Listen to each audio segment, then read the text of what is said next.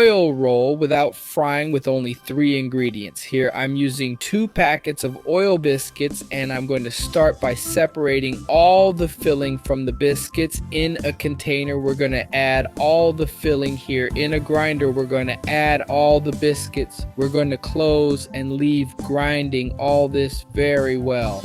This here is the sweet spot.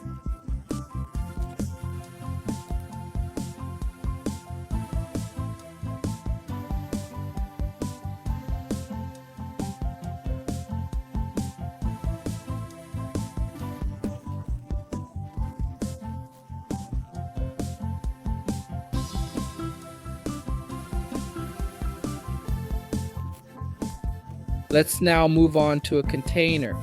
Then we're going to add a little condensed milk here, and we just really mix well until it turns into a dough. When it gets firmer, we just mix it with our hands until it's at that point. Once that's done, now we're going to go over a plastic and we're going to start opening it. Let's leave it there.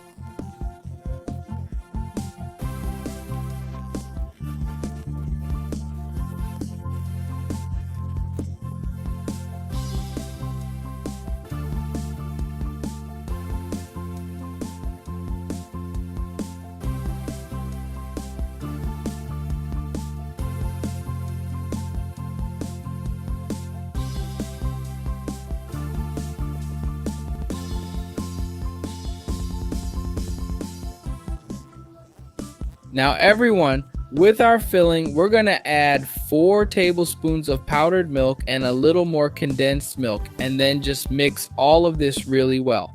Now with our dough already cut, I cut the sides to make everything even. Let's now start filling. Spread out the filling completely across the dough. After spreading out the filling, it's time to start rolling here. I wrapped it in plastic and I'll put it in the fridge until it thickens.